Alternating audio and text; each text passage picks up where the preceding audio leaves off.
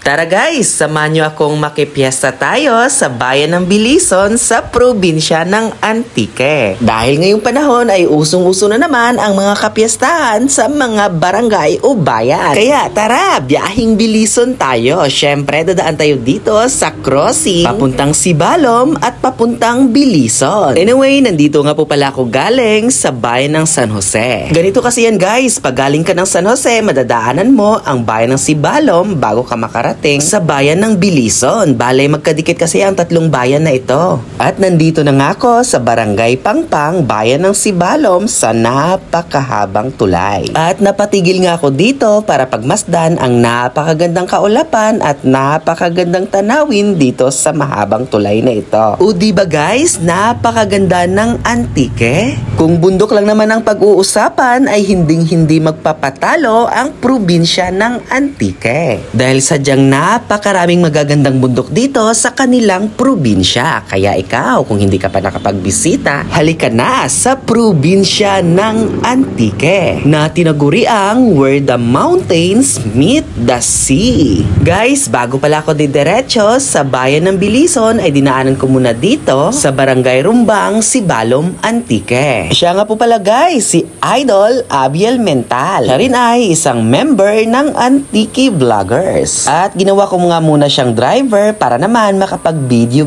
ako dito. At nandito na nga ako sa bayan ng Bilison. Alam nyo ba guys na ang Bilison is the smallest and the youngest town in Antique? At pagdating ko nga dito guys, napakatahimik ng kanilang bayan. Akala ko nga walang piyesta. Oy, charot lang po.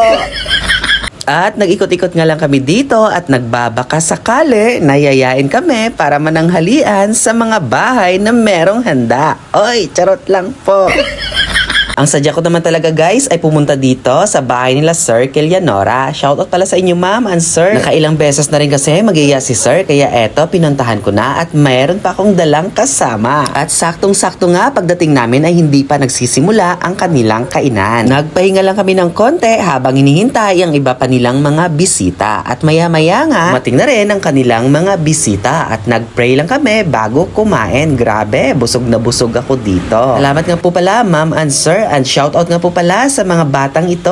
At eto nga, nahihiya pa sila. Sabi ko kasi sa kanila, isya-shoutout ko sila sa aking vlog. At pagkatapos nga po pala namin kumain, ay nagpahinga lang kami ng konti at nag-ikot-ikot ulit kami dito sa kanilang bayan. Dahil nandito rin ang ibang members ng Antique Vloggers. At nag-ikot-ikot nga lang kami dito habang hinahanap ang bahay ni Idol Kagawad Naeg. At grabe nga ang aming pag-ikot bago namin natagpuan ang kanyang mansyon. Oy, charot lang po.